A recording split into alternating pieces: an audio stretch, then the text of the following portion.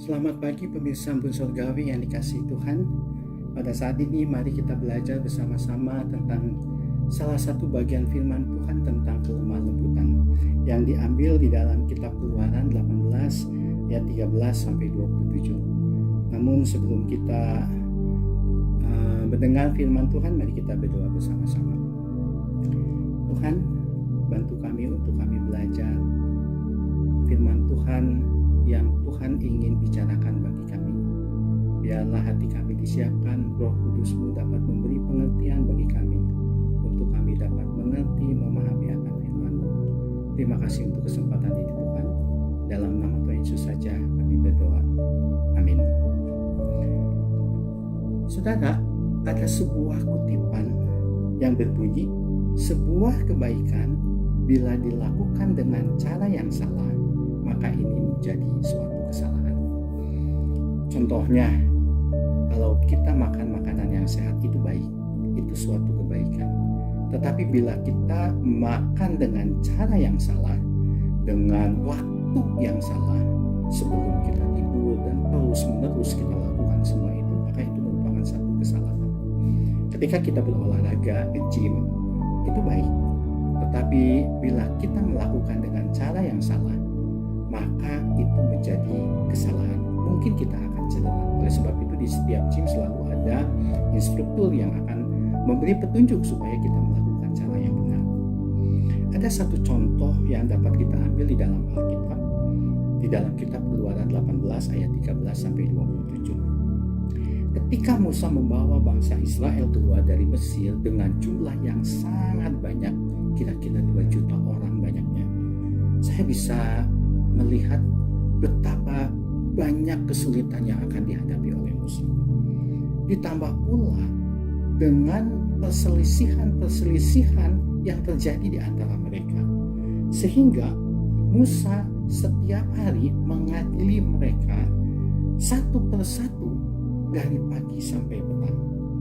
Di ayat 14, Yitro sebagai mertua Musa bertanya kepada Musa, apa yang engkau lakukan?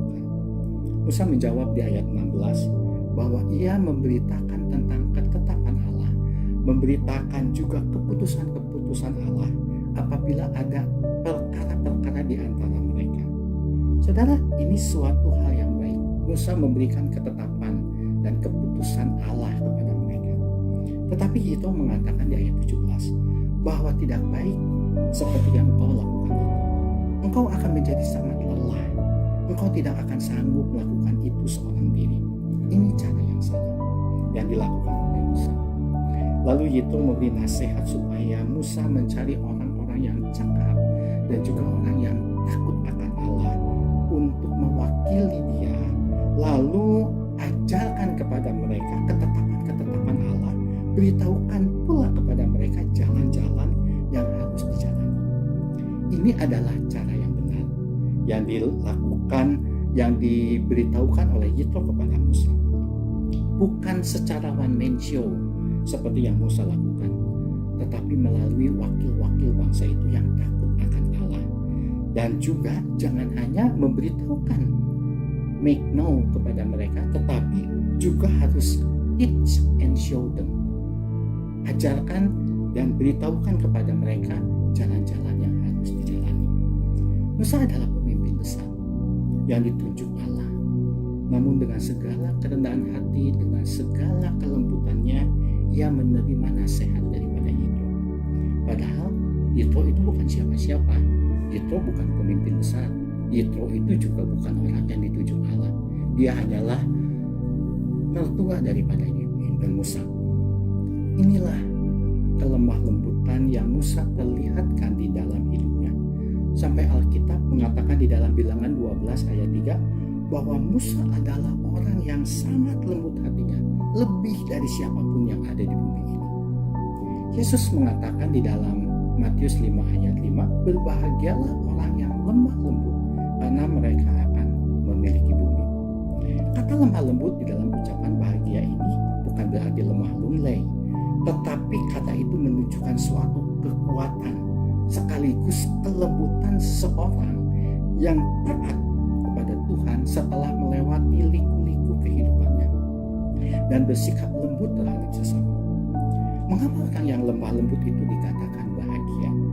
Karena mereka akan memiliki bumi. Apa maksudnya memiliki bumi?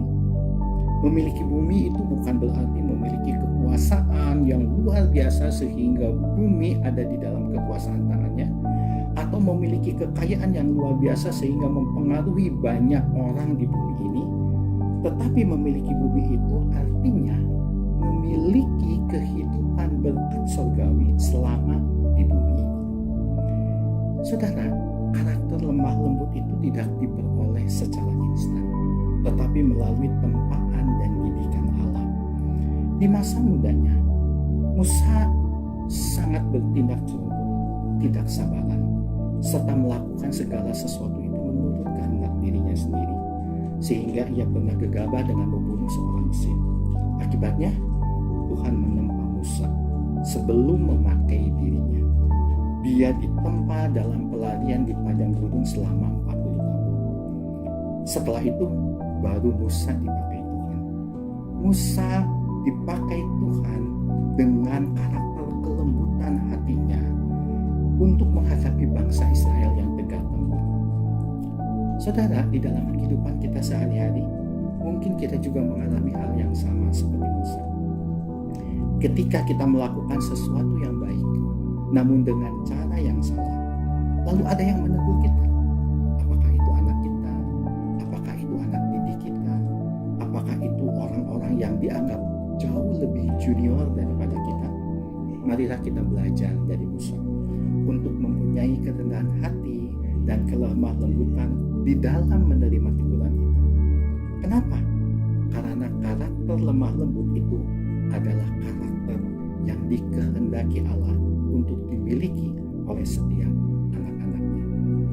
Amsal 15 ayat 4 mengatakan, lidah yang lembut adalah pohon kehidupan.